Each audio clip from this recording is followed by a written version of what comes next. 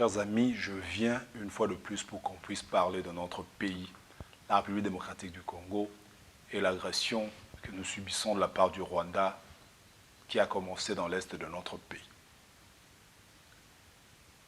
Aujourd'hui, la situation est plus alarmante qu'il y a 2 mois, plus alarmante qu'il y a 2 ans, alors qu'on aurait dû mettre fin à cette guerre depuis très longtemps. Mais suite à notre naïveté, suite à nos cupidités, suite aux différentes trahisons, nous avons laissé la guerre s'étaler aujourd'hui et les Rwandais sont en train de prendre du terrain. Pire que ça, ils sont en train de tuer nos compatriotes, violer nos sœurs, ils sont en train de massacrer nos enfants sous la barbe de la communauté internationale. Bon. Quand nous disons communauté internationale, c'est notre plainte habituelle. Sous la barbe de nous-mêmes les Congolais, incapables de nous lever et de nous défendre. La ville de Goma est sous l'emprise des étrangers avec tout ce que nous connaissons. On nous parle de 5000 morts déjà enterrés, on en aura peut-être 5000 autres, et peut-être que tous ces chiffres-là ne sont que des chiffres déclaratifs. Si on devait compter les morts tels qu'ils sont, peut-être qu'ils sont déjà par dizaines de milliers. Mais personne n'en parle, personne ne fait attention à ça. Je suis encore choqué, pendant que je tourne cette émission, d'entendre qu'il y a des Congolais qui parlent encore de Real, de Barça, de LCD et consorts, comme s'ils vivaient dans une autre planète. J'ai posé une question sur ma page Facebook pour demander de voir qui pourrait manger, s'occuper de football, regarder le football, parler de Real, de Barça, si on venait assassiner son frère à la maison ou violer sa sœur devant lui. Je crois que personne ne le ferait. Mais pourquoi nous, Congolais, pensons que l'histoire de ce pays, c'est l'histoire de dirigeants tout simplement? Je posais la question à quelqu'un de me dire si parmi les personnes qu'on a tuées à Goma, parmi les 12 000 personnes qu'on a dénombrées comme mortes à Goma, il y a des familles du président de la République ou de la première ministre ou encore du chef d'état-major.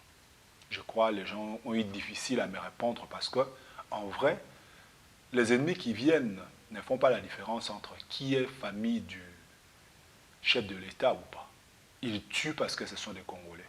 Et vous avez vu avec quel cynisme le nouveau gouverneur de Goma a parlé. Il dit qu'il n'a qu'à faire des Congolais. Il n'a pas à faire plaisir aux Congolais. Il va continuer à parler le Kinyarwanda. Et nous, les Congolais, nous voulons vraiment qu'on nous amène un régime qui va nous imposer le Kinyarwanda comme langue de domination du Rwanda. Et les Congolais trouvent ça normal. Je sais qu'il y a des Congolais qui ont bouffé avec l'ancien gouvernement, qui ont fait le lit du Rwanda à l'époque et qui se sont retrouvés, mais qui n'ont pas su que l'économie du pays a été effondrée, qui n'ont pas su que l'armée du pays n'a pas existé parce que nous avons été infiltrés de partout. Et aujourd'hui, je voudrais quand même interpeller la conscience des jeunes. Les jeunes qui sont perdus, qui n'ont plus de références. Les jeunes à qui on a offert de sociétés brassicoles, qui font de la boisson pour les enivrer, pour qu'ils n'aient pas le temps de penser à leur avenir. Les jeunes à qui on a offert des églises de réveil, qui sont plus des églises de rêveurs, pour qu'ils n'aient pas le temps de réclamer leurs droits, parce que à la place de réclamer les droits, c'est Dieu qui va travailler pour eux. Ces jeunes à qui on a offert les jeux de hasard, comme les winners, comme les bêtes machin, bétail et consorts, pour qu'ils s'occupent de jeux de hasard, qu'ils n'aient pas à planifier leur vie de manière à ce que cette vie demain offre un avenir meilleur. C'est à ces jeunes que je parle aujourd'hui. Mourir n'est pas seulement mourir d'une balle. On peut mourir de malaria, on peut mourir d'accident, on peut mourir de typhoïde, on peut mourir de crise cardiaque. Il y a des gens qui ne sont pas sortis de chez eux, qui sont tombés d'asthme et puis qui sont morts. Ça s'appelle la mort. Il n'y aura pas de différence au cimetière. Qu'on dise, telle personne est morte de balle ou telle autre est morte de malaria. Mais mourir noblement, c'est mourir pour son pays. Quand on vous dit, vous enrôlez dans l'armée, vous dites, Batindana Nubana Nabango. Je viens de vous dire tout à l'heure qu'à Goma, les personnes qu'on a tuées ne font pas partie de familles de dirigeants.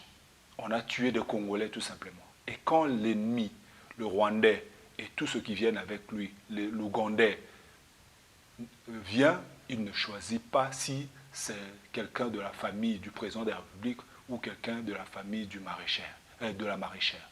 Il tue tout le monde. Il tue même les enfants. Et vous avez appris avec le rapport de CNDH, vous avez appris avec les reportages des instances internationales combien d'enfants ont été tués à Bukavu. Et vous, aujourd'hui, Congolais, vous pensez que ça ne vous concerne pas. Je suis encore choqué de sillonner les villes et me rendre compte que les Congolais, chaque soir, sont dans des terrasses en train de boire, en train de danser, de savourer la musique, alors qu'il y a une réalité devant eux. La réalité, c'est que nous avons un ennemi, le Rwanda, soutenu par l'Union européenne, soutenu par les États-Unis d'Amérique, soutenu par tous ces pays de l'OTAN, la Turquie et consorts, pour venir envahir notre pays, piller nos richesses naturelles. Et pour cela, il faut nous transformer en esclaves, il faut que nous soyons des esclaves obéissants et qui devons obéir au Rwanda, qui devons subir tous les affres de guerre que nous avons subis à l'époque de Mouzé Kabila avec l'AFDEL, qui devons subir toutes les humiliations que nous avons subies lors du régime Kabila avec les infiltrations de Rwandais dans nos services militaires, dans nos services de renseignement, dans nos services de sécurité, dans nos services de défense. C'est ce que les jeunes Congolais veulent que nous puissions devenir. J'entends les gens dire qu'ils viennent seulement, sans mesurer les conséquences de paroles qui sortent de leur bouche. Aujourd'hui, les gens pensent que c'est une histoire d'une tribu qui soit au pouvoir. Les gens pensent que c'est une histoire du président de la République avec son gouvernement. Nous autres, moi par exemple, je ne suis pas du gouvernement, je ne profite pas de ces gouvernements-là. Mais je ne suis pas d'accord que l'on puisse quitter son pays, entrer dans le territoire national de la République démocratique du Congo, saccager tout ce qu'on peut trouver, emporter tous les biens, à l'exemple de ce qui s'est fait à Goma et ce qui s'est fait à Bukavu, où on emporte de jeeps, de voitures, tout part vers le Rwanda, qu'on puisse tuer nos frères, violer nos sœurs, même celles qui ont été mises en prison, on les sort des prisons, on les viole et on tue nos frères sous nos barbes sans que personne ne dise quoi que ce soit. Il paraît que c'est au nom de la libération. Quel genre de libération? Est-ce que ce n'est pas de l'esclavage dans lequel on veut nous plonger pendant encore des décennies? Et nous, les Congolais, nous pensons supporter cela, nous pensons que c'est la chose la mieux faite pour nous, alors que nous devions nous défendre. Nous sommes près de 100 millions d'habitants.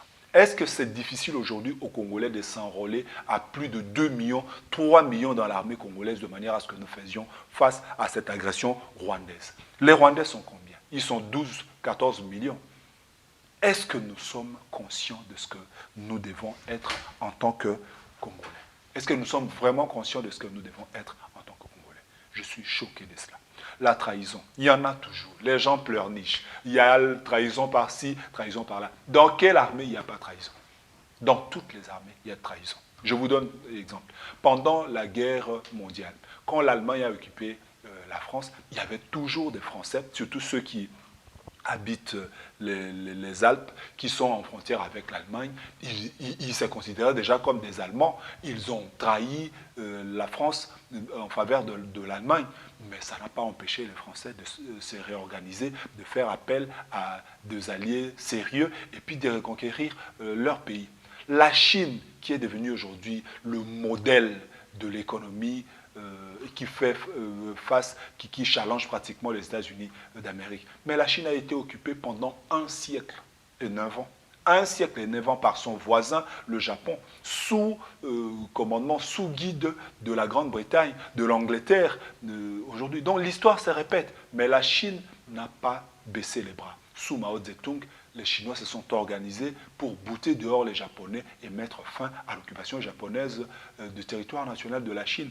Pourquoi aujourd'hui, nous, les Congolais, nous devons laisser les Rwandais venir nous marcher sur les nez, venir nous tuer, venir nous malmener, venir nous humilier et nous acceptons cette humiliation? Moi, je n'ai jamais voté pour Tshisekedi. Je suis fier de le dire, je n'ai jamais voté pour lui. Mais je n'accepte pas qu'on m'humilie à travers le président de la République. Parce que quand on humilie le président de la République, c'est moi, Congolais, qui suis humilié. Et moi, l'humiliation, je ne l'accepte pas. Et puis, quel genre d'humiliation? Cette humiliation qui va être suivie de la domination. Cette humiliation qui va être suivie du pillage des ressources naturelles de mon pays. Cette humiliation qui va être suivie du massacre de mes compatriotes. Cette humiliation qui est suivie des viols comme arme aujourd'hui pour terroriser le peuple congolais. Moi, Congolais, je ne peux pas accepter cela. Moi, je voudrais vraiment que le Congolais prenne conscience que cette guerre, c'est une guerre contre l'honneur, contre la dignité, contre l'État congolais, contre le peuple congolais et que nous puissions nous lever, nous tous, prendre les armes, combattre ces Rwandais qui sont en train de nous humilier au moment de se moquer de nous partout où ils passent. Et nous devons défendre notre honneur.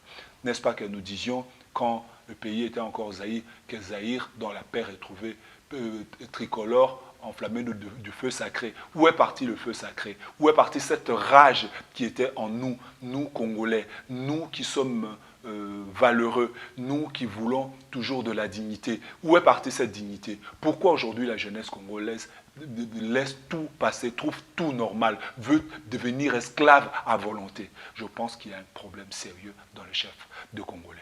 Ça, c'est au niveau du peuple que je parle. Moi, l'autre volet, c'est vraiment au niveau du chef de l'État. Cher président de la République, Félix-Antoine Tshisekedi, je ne vous comprends pas. Je ne sais plus vous situer. Monsieur, le fait est simple.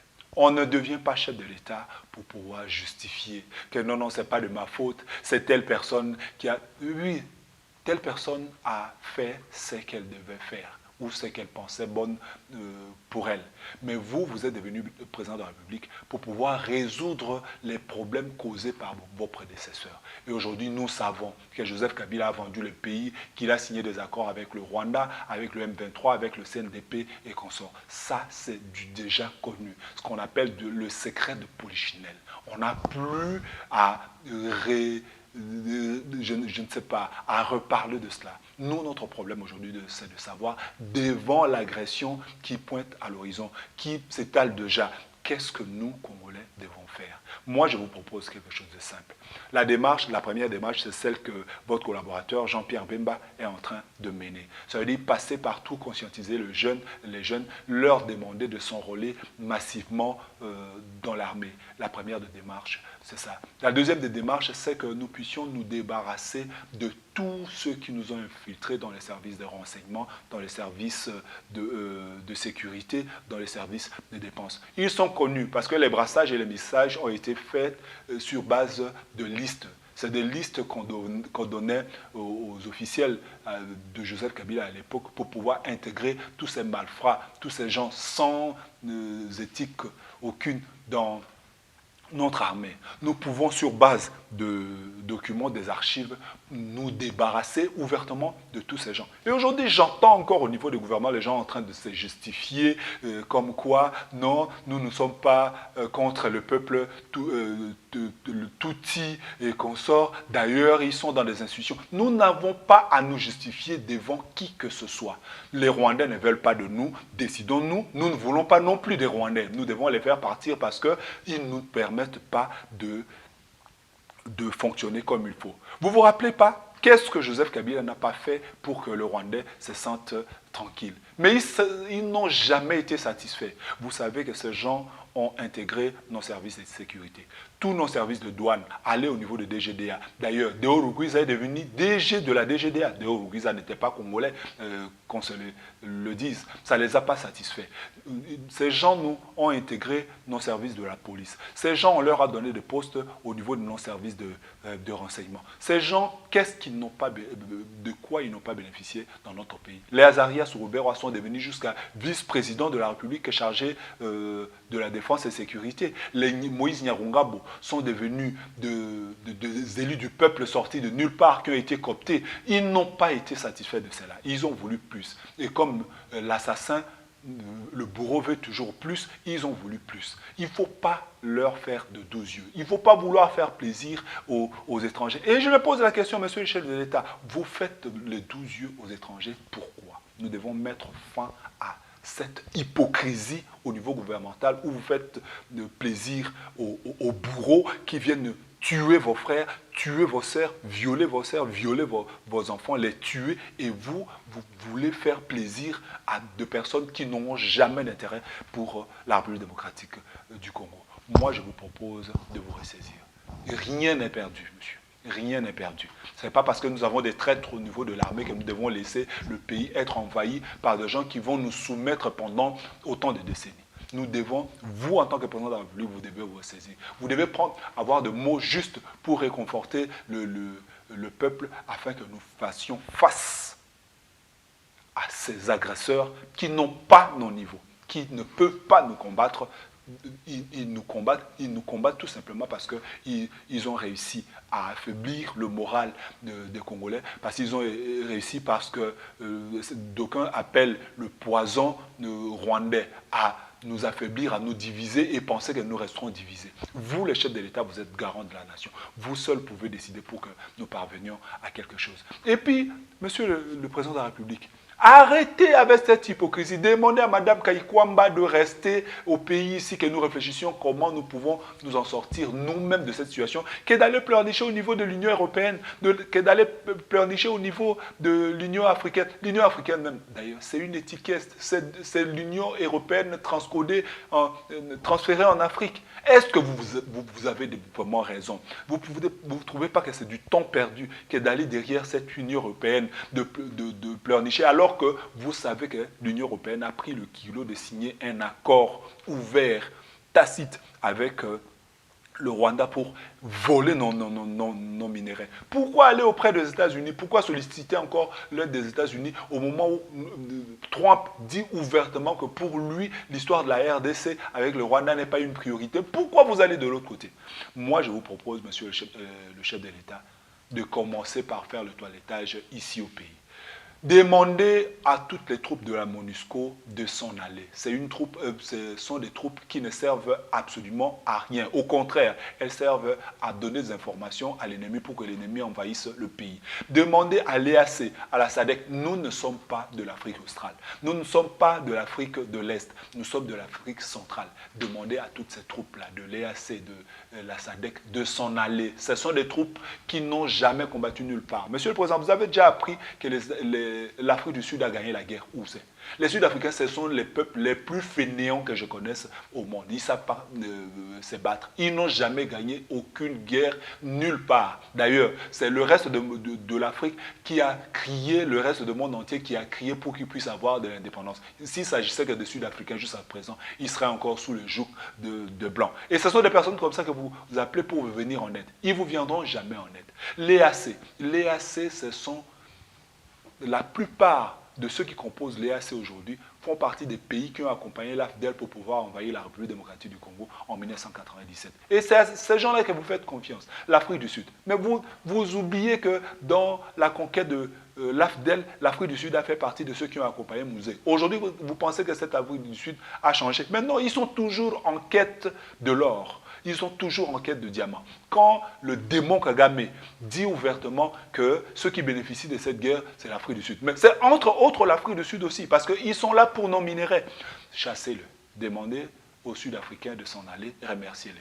Demandez aux Burundais de s'en aller. Les Burundais n'ont jamais gagné même une petite portion de terre.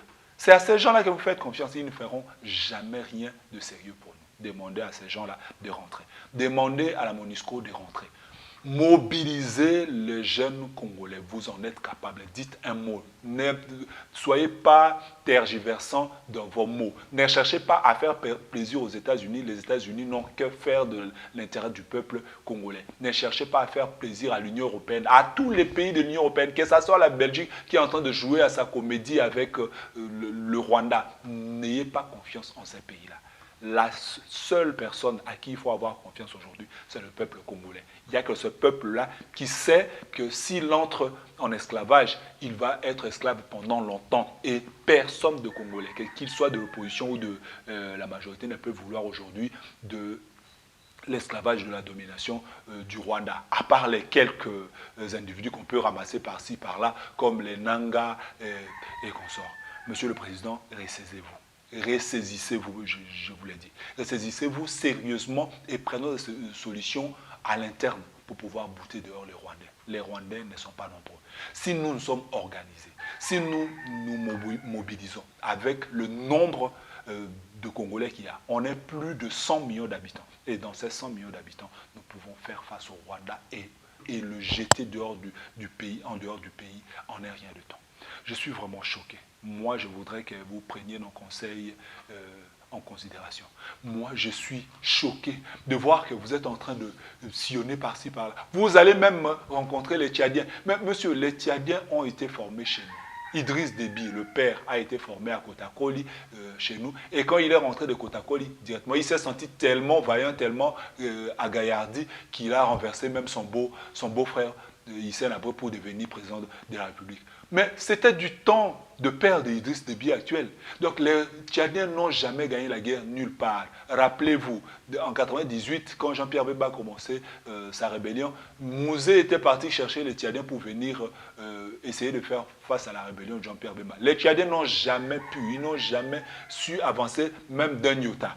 Aujourd'hui, vous allez encore chez ces Tchadiens-là. Ils vont faire quoi pour notre pays? Ça sera encore un problème de plus que vous allez ajouter le pays, des fainéants de plus que vous allez appeler pour venir nous défendre. Nous, les Congolais, nous sommes capables de nous défendre par nous-mêmes à condition de nous mobiliser, de nous organiser. Et on a besoin d'un leader fort pour ça. Monsieur le Président de la République, on ne devient pas Président de la République pour prier. Si c'était pour prier, vous auriez mieux fait d'aller vous inscrire à l'école de théologie et puis devenir pasteur ou prêtre. Que ce soit. On ne devient pas président de la République pour commencer à justifier « non, ce n'est pas de ma faute ». Nous savons que ce n'est pas de votre faute. Mais maintenant, là, nous avons besoin de chefs qui puissent nous mobiliser, qui puissent prendre le devant, qui puissent mettre des gens qu'il faut à la place qu'il faut, qui puissent veiller sur les détails. Parce que la vie, c'est dans les détails, monsieur le chef de l'État. Aujourd'hui, j'interpelle à travers ma communication toute la communauté congolaise, tous les dirigeants congolais, vous les Congolais qui êtes en Europe, qui êtes en Occident, qui avez appris des choses sur l'armée, sur comment défendre le pays, sur les différentes technologies de pointe aujourd'hui, vous qui connaissez des choses dans les technologies de pointe, mais écoutez, venez, on n'a pas besoin de vous faire un appel officiel. Le pays est en danger, nous avons besoin de défendre notre pays. Venez, mettez à contribution vos idées pour que nous boutions hors de notre pays ces agresseurs qui viennent nous soumettre à la domination, qui sont en train de nous tuer sous la barbe de communauté internationale qui dit d'ailleurs. C'est abusivement que nous l'appelons communauté internationale. C'est l'Union européenne, c'est l'OTAN, ce sont les États-Unis d'Amérique, ceux qui veulent que nous soyons de peuples dominés à jamais. Parce qu'ils savent que si nous nous organisons, alors c'est fini pour eux. Ils n'ont plus de beefsteak, ils vont trimer et ils ne veulent pas que nous nous organisions. Aujourd'hui, tout Congolais doit être conscient. Moi, je suis choqué d'entendre des gens dire encore « Oh non, vous les Balouba, vous les Bangala, vous les Baswahili, vous les Bakongo ». En ces moments, si nous sommes en temps de guerre, je crois que ces langages-là doivent être tout simplement bannis. Nous avons besoin de mettre nos forces ensemble, de nous mobiliser pour pouvoir bouter hors de notre pays l'agresseur, le Rwandais qui se moque de nous chaque jour. Il y a les Nanga, comment on l'appelle, et consorts, qui viennent faire semblant de nous... Mais Mouzé est venu comme ça avec ces langages-là. Mouzé nous a dit que les Bouguera, les Karara, les Nyarungabo, les Azarias étaient nos frères. Mais à la fin des comptes, qu'est-ce qu'on n'a pas vu avec ces gens? Ils nous ont fait boire de l'eau, ils nous ont tapé de morceaux de bois sur les ventres, ils nous ont brûlés, ils ont tué nos chefs coutumiers, ils ont massacré des gens chez nous. La liste est longue. Donc nous devons vraiment être conscients de ce que nous voulons. Et aujourd'hui, par cette communication, je voudrais interpeller toute la communauté congolaise, qu'elle soit en République démocratique du Congo, qu'elle soit installée en France, en Belgique, aux États-Unis d'Amérique, au Canada, partout, que nous puissions nous mobiliser pour pouvoir bouter hors de notre pays les agresseurs qui viennent, parce que ce ne sont pas des enfants de cœur qui viennent. Aujourd'hui, Monsieur le Président de la République, il n'y a plus personne en qui il faut faire confiance. Moi, je serais vous, je demanderais par exemple qu'on ferme toutes les ambassades. Les ambassades de Canada, des États-Unis, de France, de la Belgique, de tous ces pays-là, qu'on puisse les fermer. Que nous restions nous-mêmes, que nous puissions nous organiser, nous mobiliser de manière à mettre fin à cette guerre. Cette guerre ne viendra que de la solution congolaise. Cette guerre n'aura pas de solution en faisant recours aux étrangers. Et amener les étrangers de plus, c'est amener des problèmes de plus. Moi, c'est cela ma contribution. Moi, je suis prêt à faire la guerre. Je suis prêt à faire la guerre. Qu'on me donne des armes, j'irai. Avec le peu que je connais, je pourrais faire ce qu'il faut. Mais la plus grande des choses aujourd'hui, c'est que le chef de l'État, c'est lui vers qui toute la population a les regards tournés aujourd'hui, puisque dire un mot pour que nous puissions nous mobiliser et puis faire face à l'ennemi. Qu'on nous dise que l'armée n'a pas d'équipement, c'est faux. Moi, je connais de bataille où on vient sans équipement, mais avec un peu de détermination et d'organisation, on ravit les armes à l'ennemi et on fait face à l'ennemi. Donc on nous dit qu'il n'y a pas d'équipement, ça c'est vraiment le langage de lâche, de ceux qui se justifient. Mon grand-père me disait toujours que les lâches trouvaient des justifications alors que les gagnants trouvaient des solutions. Nous, notre problème aujourd'hui, c'est de trouver une solution à nos difficultés et pouvoir mettre fin à cette guerre. Merci, je dis.